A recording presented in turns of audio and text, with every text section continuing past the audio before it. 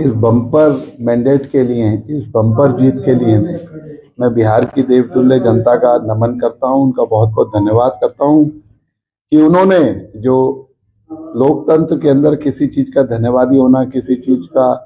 Thanks करना और किसी चीज में आस्था करना और उसे दिखाने का काम वोट ही होता है। आज उन्होंने इस लोकतंत्र के महापर्व पे एक तो इतनी संख्या में वोट डालने का काम किया और उस वोट को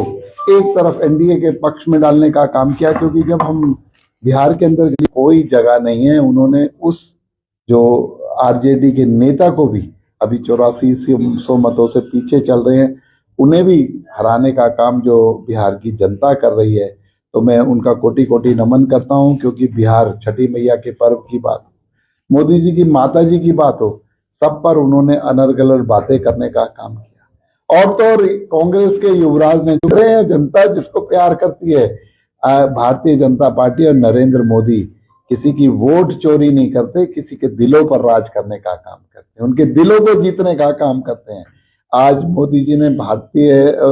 बिहार के लोगों के दिलों को जीतने का काम किया और उन लोगों ने आज भर भर कर वोट देने का काम किया। और बिहार के इतिहास, क्योंकि मैनिफेस्टो तो बहुत बड़ा था आरजेडी का, उन्होंने भी कहा था हम ये देंगे, हर घर में नौकरी देंगे, लेकिन लोगों ने कहा कि वो पॉलिटिकल विजिलेंट लोग हैं, बिहार के लोग पॉलिटिकली समझदार लोगों ने कहा ये तो 10 योजनाओं जितने बजट की बात इन्होंने कह दी, हमें बेवकूफ समझते हैं, ये हमें पागल समझ रहे हैं। एक बार दिल्ली के अंदर केजरीवाल व्यक्ति ने ऐसे वादे करके लोगों को बेवकूफ बनाने का काम किया, नहीं बनेंगे। और इन्होंने जिस तरीके से झूठ बोला था लोकसभा से पहले कि मोदी बिहार की जड़ पर काम किया, और वो दावा करते हैं कि मैंने कई पार्टियों की सरकार बनाई, कई प्रदेशों की सरकार बनाई, लेकिन आज बिहार की जनता ने उनका खाता भी नहीं खोला है, कोई खाता भी नहीं खोला है। तो इस तरीके से सिर्फ बातें करने से, कमरे के अंदर स्ट्रेटेजी बनाने से, लोगों को किस तरीके से बरगलाया जाए, लोगों को किस तरीके से ट्विस्ट किया जाए, आज अच्छा नहीं देंगे। लाडो लक्ष्मी जैसी योजना हमारी बहनों के लिए योजना है, हिमाचल के अंदर भी कांग्रेस ने अपने मैनिफेस्टो में लिखा था, कर्नाटक के अंदर भी लिखा था, तेलंगाना के अंदर भी लिखा था। कहीं पर सरकार को 3 साल हो गए, कहीं 3.5 साल हो गए हैं, लेकिन उनकी चर्चा भी नहीं हुई है। और 1 साल हुआ है हमने लाडो कि जो लोगों को लाभान्वित कर सकता हो और उसके रिसोर्सेज बताओ कि हमारे देश की इकोनॉमी पर कोई फर्क नहीं पड़ेगा, हमारे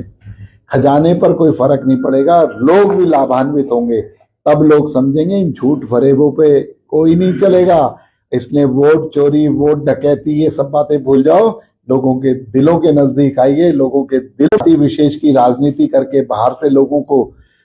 बुलाकर उनका वोटों पर राजनीति करने वाले लोगों को सीख लेनी चाहिए।